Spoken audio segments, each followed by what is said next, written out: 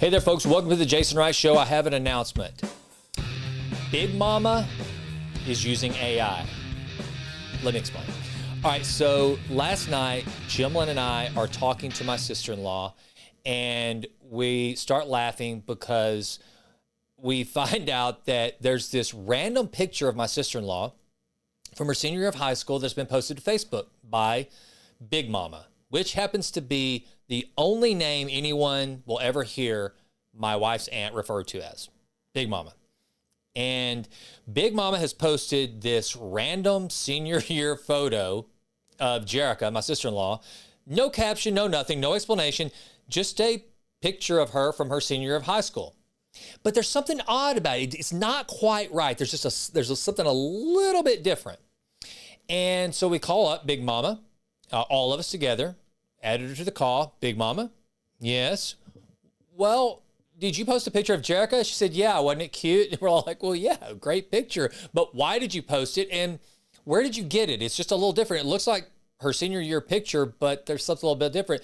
She said, I used AI. I am using artificial intelligence. I learned me some AI today. So, folks, AI has made yet another leap into our lives because now even Big Mama is using AI.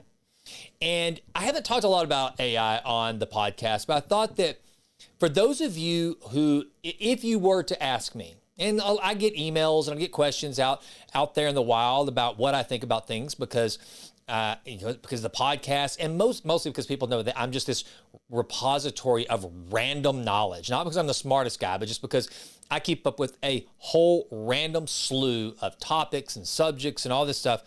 And so I get asked questions about AI. What do you think? Are you afraid of it? What's it going to do? Is it good? Is it bad? And the answer is like anything else. It's kind of like if you were to ask an economist, it would say, it depends. That's the answer. It depends.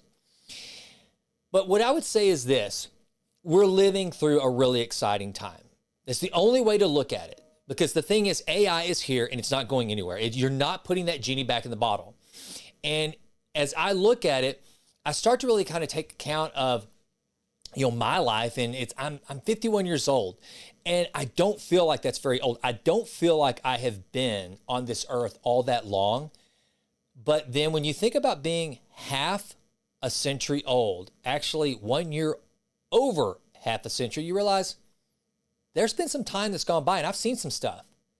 I remember the Commodore 64. Kids, ask your parents if you don't know what a Commodore 64 is.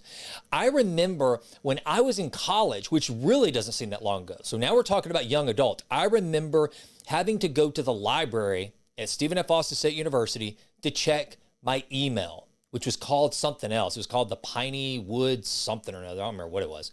And it wasn't really email. There was nobody to send me an email. I don't even know that. I think it was like part of a class we had to learn how to send emails.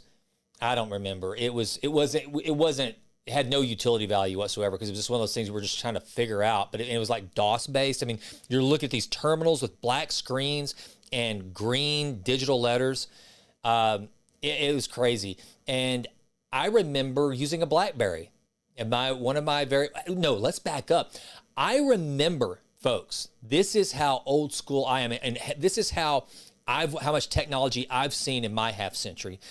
I remember my first job at Computer Sciences Corporation. Now, we're talking about a company that actually employed an astronaut. We're talking about a company that developed the Hubble telescope. We're talking about a company that NASA outsourced all of its IT to. That's who I worked for. My very first real job out of college, Computer Sciences Corporation. And you know what I was issued my first day of work? Not a cell phone, a pager.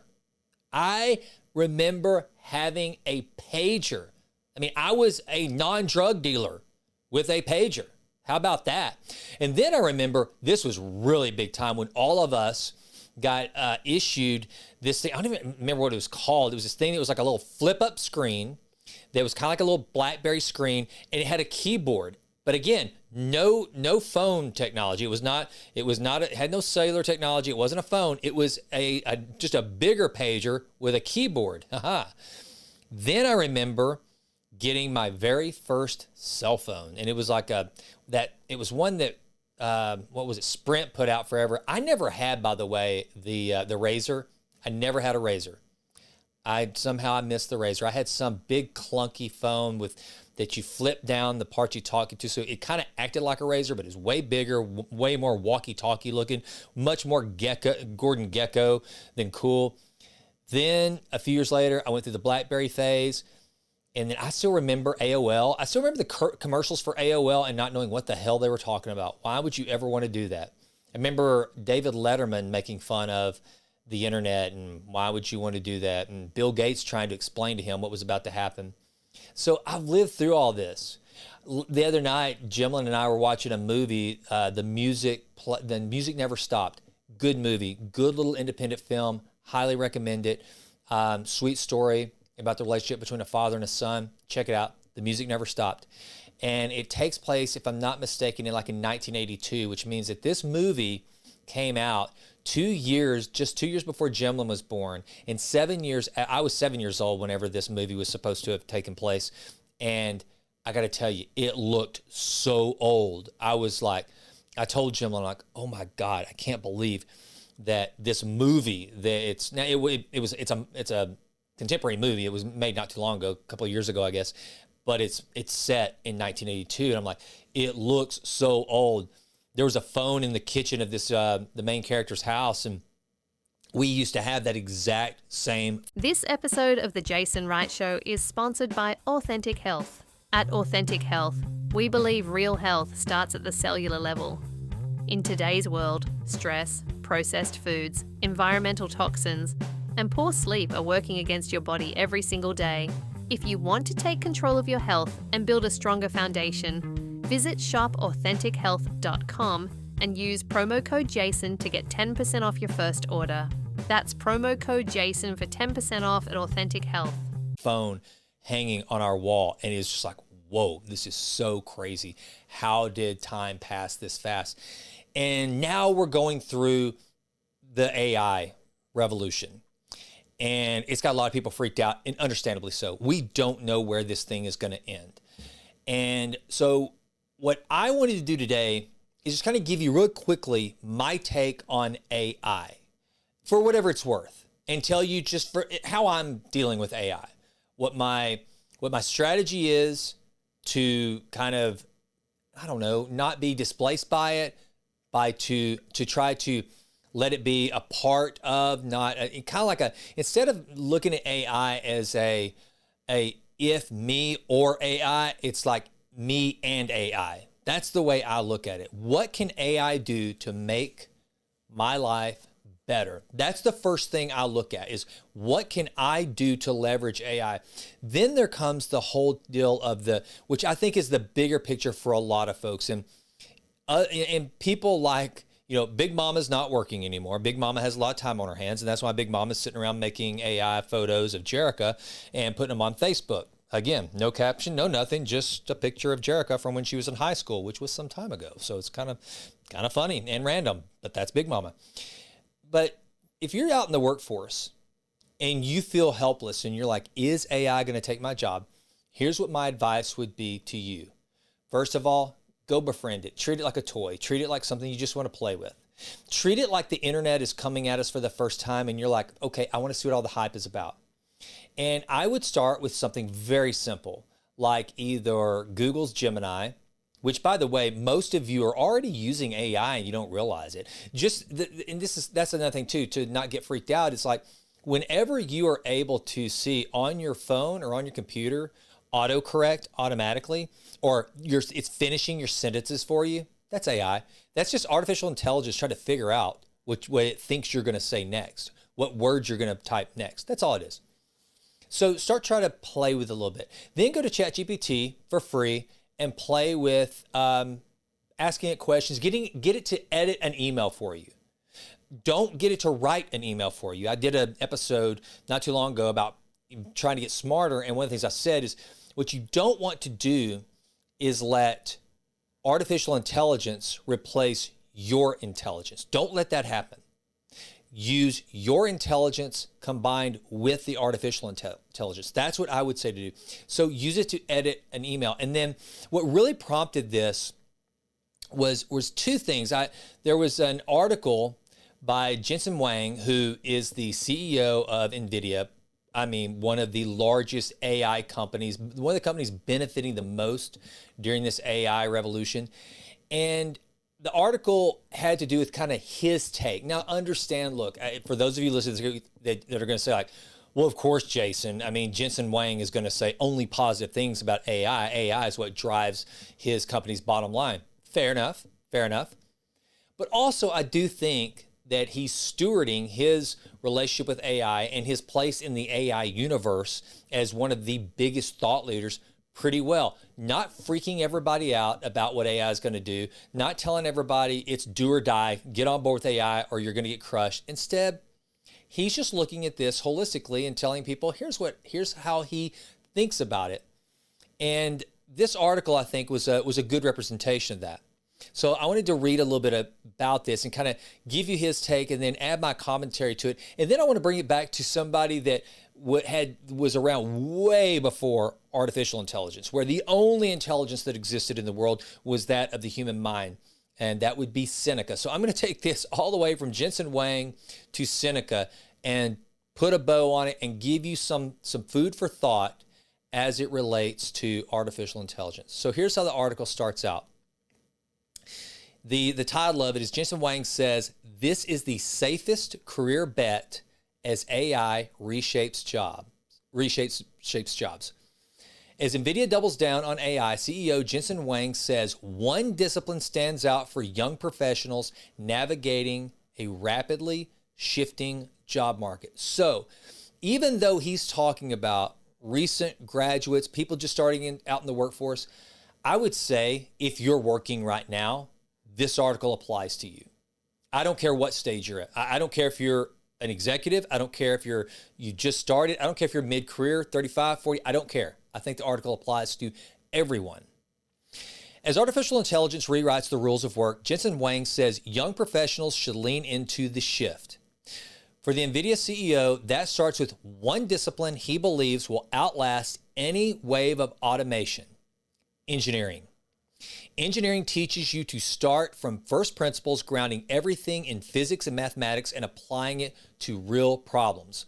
Huang said in a statement to Fortune, it teaches you to break complex challenges into solvable parts, which is how we build systems at NVIDIA.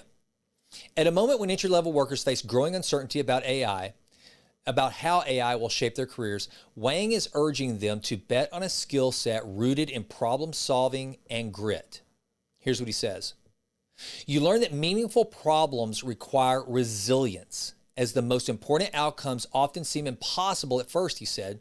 Over time, I've come to see engineering as the most noble profession. It is the foundational building block of modern society, enabling everything from infrastructure to computing to science. Huang's emphasis on engineering isn't just a response to the AI boom. It's rooted in his own career. He studied electrical engineering at Oregon State University, where he joined IEEE, the world's largest technical professional organization. Decades later, IEEE awarded Huang its highest honor, the Medal of Honor, recognizing his role in pushing the boundaries of modern computing. Skip down a little bit here. We now recognize this general purpose technology we call intelligence as an opportunity to create new industries, create brand new jobs, Huang said at the ceremony. But of course, it will shape every job. Some will no longer be necessary. Many new ones will be invented beyond our imagination today. For Huang, AI isn't eliminating work. Instead, it's changing who defines it.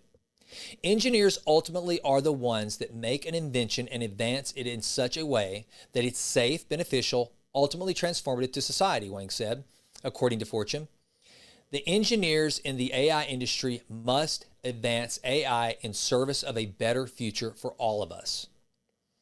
AI is expanding the scope of human work, not shrinking it. We're busier than ever because we have more ideas to pursue, and AI makes it possible to go after them, he told Fortune.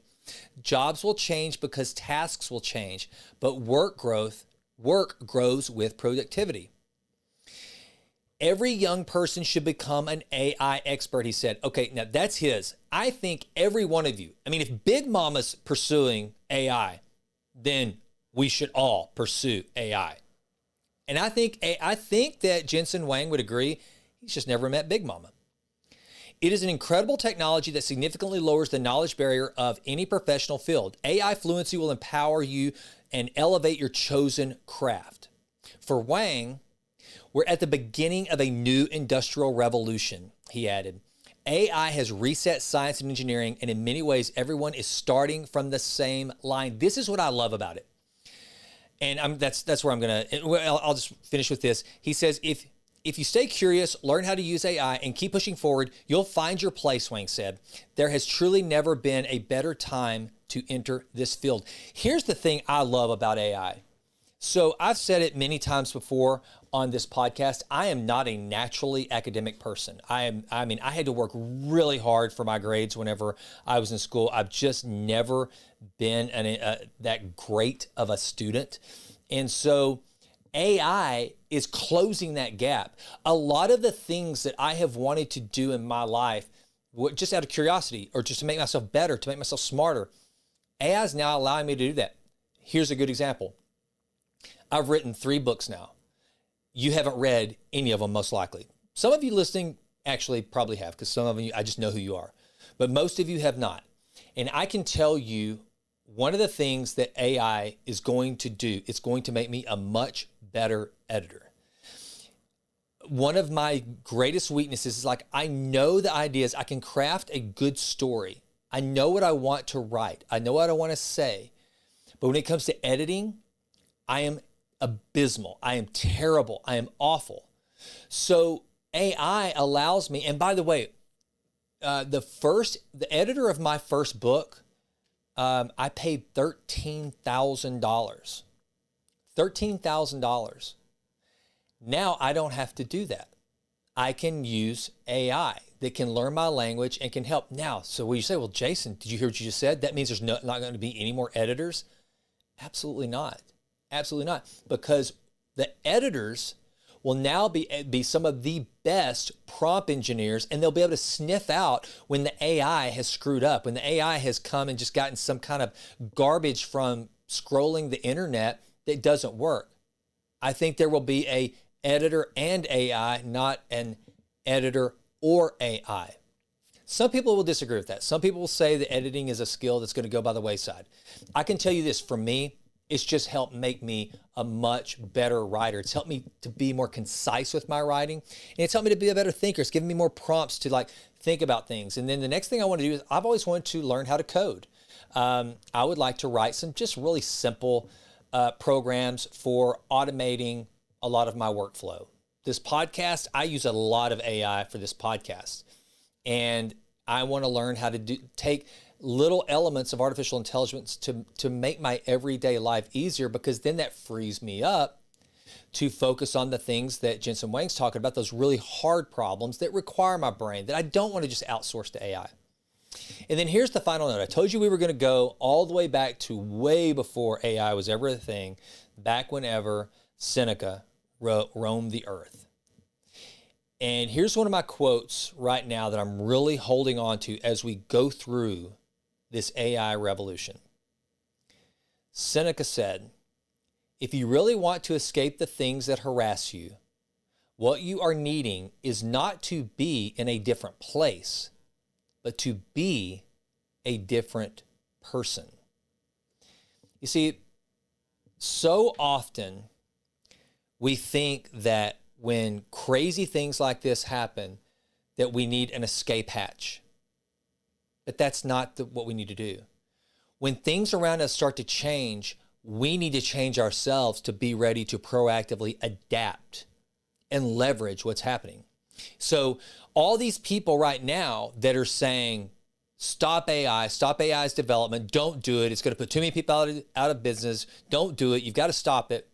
That is the wrong message. I know they're well-intended, but that's the wrong message. The message should be, everyone, start understanding the basics of AI. Figure it out. Don't be afraid of it. Change yourself. Figure out how you yourself can leverage AI to your benefit. Because here's the thing. I can also kind of relate to Zig Ziglar. Seneca, from Seneca to Zig Ziglar. So we're talking about ancient Stoic philosopher versus modern day country boy Southern philosophy. Here's what Zig Ziglar used to say: wherever you go, there you are. So whatever problems, fears, concerns, and anxieties you may have about AI, there's nowhere to go, because wherever you go, there you are. And you're either going to go there having cured those anxieties and fears by changing yourself, or you're just going to go to a different place where the fears and the anxieties and concerns, they still exist. You're just in a different environment. So that's a little nugget about how I'm dealing with AI. Let me know what you think. Send some comments. And hey, if you're watching this on YouTube, please click like or subscribe, leave some comments. And if you are listening to this on Spotify or Apple Podcasts, by all means, leave a 5-star rating and share this far and wide. Thanks for listening. I'm Jason. I'm out.